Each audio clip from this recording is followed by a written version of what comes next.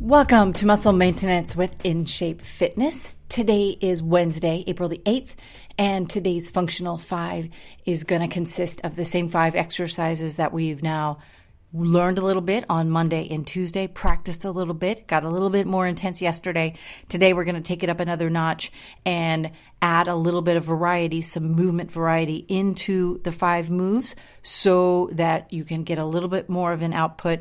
Kind of a rainy day, a little bit of a dreary day in New York where I am sheltering in place. And of course, if you are doing the same, hopefully you are taking the time to wake up and activate the body and just provide yourself with a little bit of a metabolic, but don't worry about that word really, but it's an energy boost, right? It's a way to turn on your brain, turn on your body, and do the best with the space that you have, your equipment-free life, right? So there's no equipment in these exercises. I've been seeing a bunch of videos with people doing shoulder presses with wine bottles in their hands and core workouts with paper plates under their feet. That's all well and good. Hopefully you're making the best use of whatever you've got around, but there is a way to stimulate your body without any equipment, and that's what we do here. So this exercise routine, as I said, is 5 exercises, the same 5 exercises every week. Functional 5 at its most basic form is just pick 5 exercises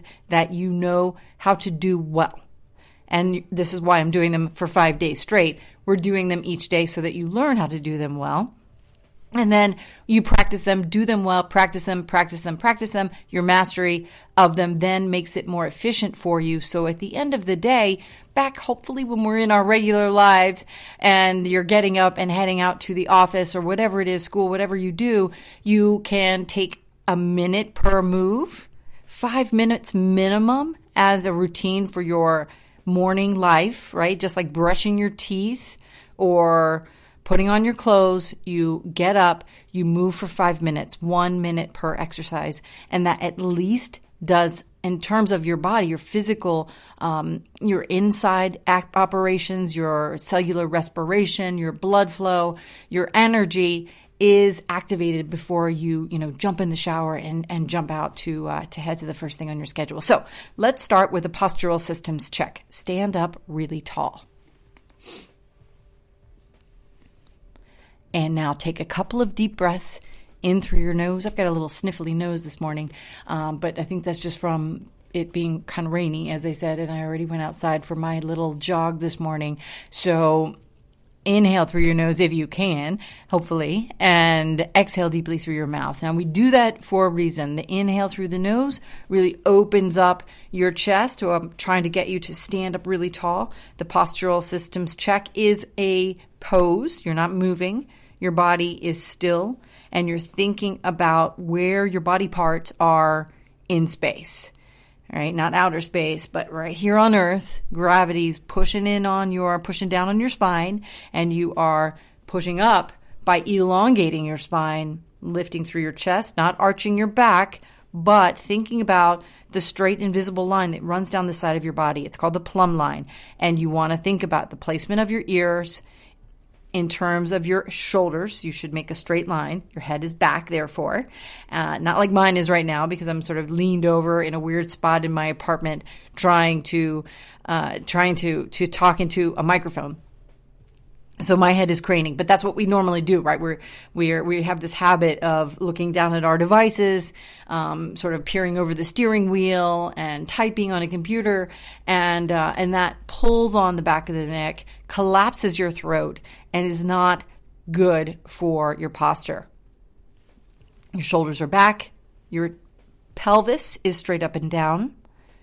And then think about the placement of your feet. You don't want to turn out your toes, but rather you want to keep your feet straight, about shoulder width apart, and make sure that you are soft in your knees, but tree trunking your contact with the floor, right? Make contact and think about that kinetic energy that runs down from the center of your body and out through both of your legs, and using the whole foot, making sure that you're not just mashing the heel of your foot into the floor, as well as making sure that the left foot and the right foot have make equal contact with the floor.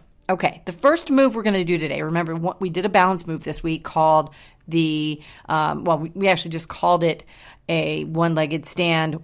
People call this a tree pose when you lift up the opposite foot and place it at your knee or just above your knee. It doesn't really matter for the simple act of trying to balance on one leg. We're going to do 30 seconds on each side. But what I do want you to do today is to hold your arms out to the sides. I'm going to make this really hard for you, so you have to be responsible and respond with adjustments if this is not practical for you, right? So you're going to stabilize on your right leg and slowly lift up your left leg, okay? I'm going to start the clock for 30 seconds now. Your arms are out to the sides, palms down. Slowly, real slowly, turn your head slightly to the right. Just slightly. If you can turn it all the way to the right where you look down the right arm, that's great. Then slowly turn back to the center. You've got 5 more seconds. And rest. Great job. So that was 30 seconds on your right foot. Now, don't worry if you had to put your left foot down a couple of times.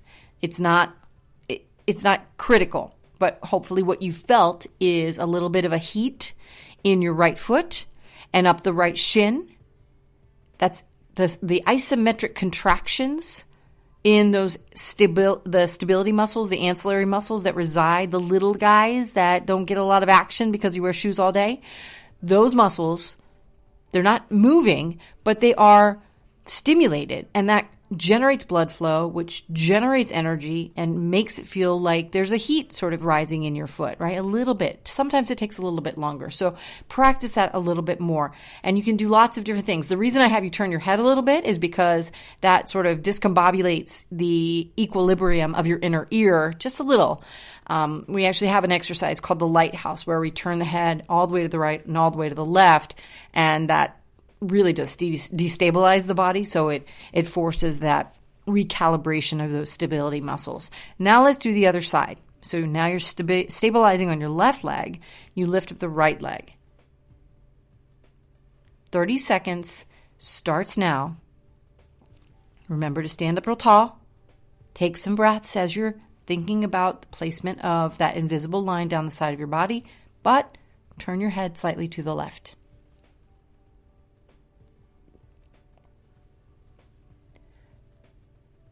And now you've got 10 more seconds. It's probably harder on this side. Take your time. Don't panic. 3, 2, great job. Okay, now let's get the heart rate up. All right, we're going to do some bunny hopping today. As you have been thinking about the way that this shows the stability between the left foot and the right foot, today's varietal of the bunny hops. Yesterday we did some lateral hops. Today we're going to start with 30 seconds of hopping, so go ahead and get started. You can bend at your knees a little bit more so your knees are super soft, and you're just jumping real lightly on the balls of your feet.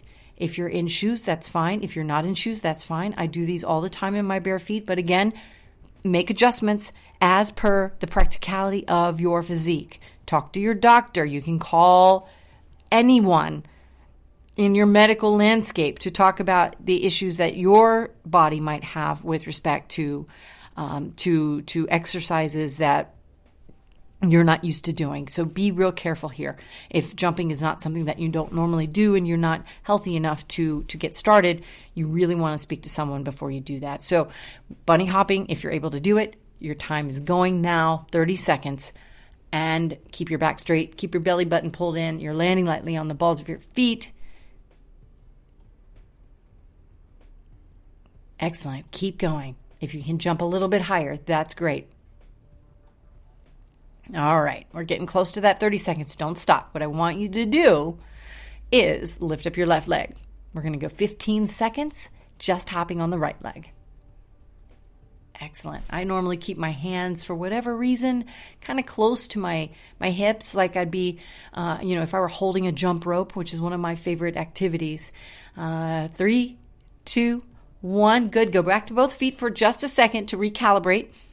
Now what I want you to do is lift up the right foot. It's going to be harder, but you're now just jumping on your left foot for 15 seconds.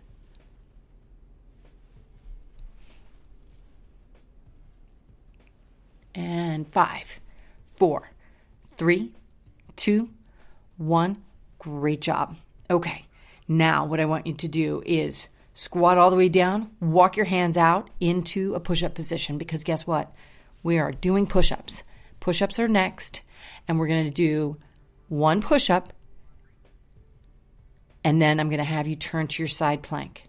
We're going to add these two moves on the floor in, and then we're going to do 2 push-ups, and then we're going to go to a side plank, and we're going to go to the opposite side. So we're going to do a little bit of a ladder here, and it's going to take a couple of minutes. So I want you to orient yourself in the push-up position that makes the most sense for you. A lot of people do push-ups on their knees, and that's fine. In fact, you can also do side plank on your knees, which is also fine. So what I want you to do when we make the transition from the push-up, it's a little bit tricky, but you're going to execute one push-up by bending your elbows, lowering your body, exhale as you push back up. Now, you got to go back to your elbows. You got to lower your elbow down, right arm first, then your left. Then lift your left arm up and turn to the right side plank. Again, you can do this on your knees, and you're just holding for about 10 seconds. 9, 8, 7, 6, 5, 4, 3, 2, and 1. Now, turn back towards the floor. You're in an elbow plank facing the floor. Now, lead with your right hand back up, onto your right hand, onto your left hand, and execute 2 push-ups. Bend your elbows, lowering your body down as you inhale, and then exhale as you push back up. And then lower your body down, and exhale as you push back up. And then lower down with your left arm.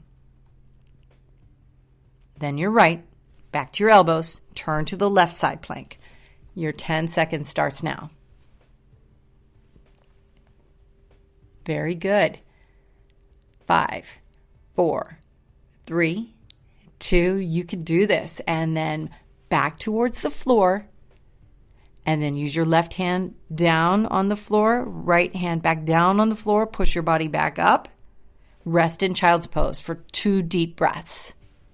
Taking a little bit of a break here. You can do it. Take a deep breath in through your nose and exhale through your mouth.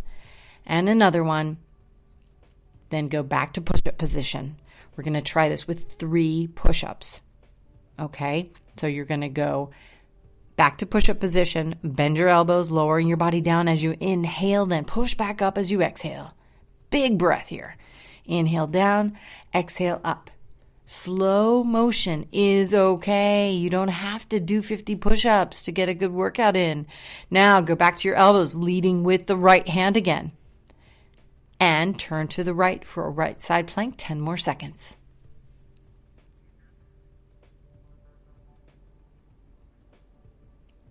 And 5, 4, 3, 2, 1. Turn back towards the floor.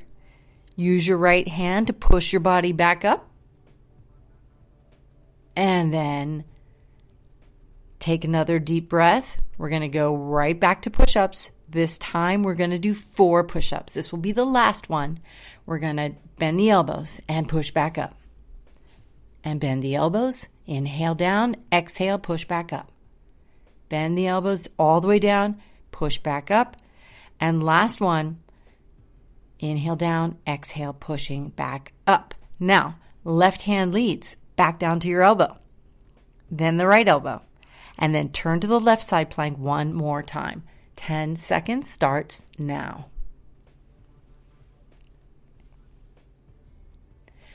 And left side plank might feel a little bit more challenging. You've got 4 seconds. 3, 2, 1. Turn back towards the floor and then rest back in child's pose for 3 or 4 deep breaths here. Anything, if you're right-handed, anything that you do where the left leg is dominant, we're going to deal this when our last exercise is the forward kicks. You experience that with forward kicks as well. Whenever the left leg is stabilizing or the left side is having to stabilize the body, you're going to experience a little more difficulty if you're right-handed. That is almost assuredly the case. And most people are right-handed. So don't feel like it's unique to you. It's just something to be mindful of. And depending on what your goals are, back to when we can have goals about our physical fitness and everything, you will want to think about that if you have a new lease on life and you talk to me about maybe coaching you for a marathon or a half marathon or maybe even just a 5K to get you to really embrace the spirit of being back out, not running on a treadmill, by the way, back out into the world once we're able to do so. Something I'm looking forward to so much because golly, I'm going stir crazy. Being cloistered in my home. I'm luckily healthy. My family is healthy, so I'm so grateful for that. But now stand on up. We're going to finish up here with our kicks. Kicks are great. It makes me feel powerful. I want you to assume a position of a kickboxer and hold your arms up so that you make kind of a defensive position in front of your face with the lower part of your arms, right? So your biceps, the upper arm, is parallel to the floor, and your lower arms, your forearms, are kind of right in front of your face with a light fist. Okay. Now, what I want you to do is stabilize on your right leg, lift up the left knee, and flex the left foot. Kick hard. Knee up, kick out, then put your foot back down on the floor. Knee up, kick out, and then touch the floor. Recalibrate each time. It's totally okay. You don't need to balance on the right leg here. But what I do want you to do is think about the kinetic power that's generated as you lift up the knee, that left glute, left haunch, the left hip lifts up, and then you generate the kinetic power as you kick your foot out, and your flexed foot means that you'd make contact with the strike is making contact with your heel, and that means that you want to flex your foot. You should feel the hamstring. You'll feel your quadricep, your calf muscle on the left side, and then you put the foot back down. Okay, couple more, and let's switch. Now you're stable on your left leg, and again, remember what I just said. If you're right-handed, this might feel harder. So you're stable on the left leg. You're lifting up the right leg. By the same token, your right leg might feel like it's stronger in terms of the actual kick. Now this is the crisscross strength, weakness, dominance issues that we have with the human body. But just go with it for now. You're still protecting your face. You are kicking, keep kicking. Another 10 seconds. 9, 8, get the knee up high. Keep your back straight. And last one. Excellent. All right. Now, shake it out a little bit. And if you want to lower your body back down to the floor, the last thing that I'll say, especially if you're doing a lot of moves where you're standing and where you're kicking, if you take a couple of seconds to stretch out your glutes in pigeon pose, which is child's pose, but with one leg stretched out behind, and or stretching out the IT band, which means you lie on your back, hug your knees, and then drop both knees down to one side where your knees are shaped into a 90-degree angle, but keep your shoulders flat so that your torso twists, and then stretch the top leg or straighten the top leg out in order to provide that little bit of flexibility to the IT band, which is the strip of soft tissue that runs down the side of the leg between the top at the pelvis down to your knee. Okay? I will see you again tomorrow. Tomorrow is Thursday, and that means that we're going to take it up another notch. We're going to start combining more exercises tomorrow and being ready for that Friday mashup where we're going to do a bunch of exercises all at the same time. All right? Have a great rest of the day.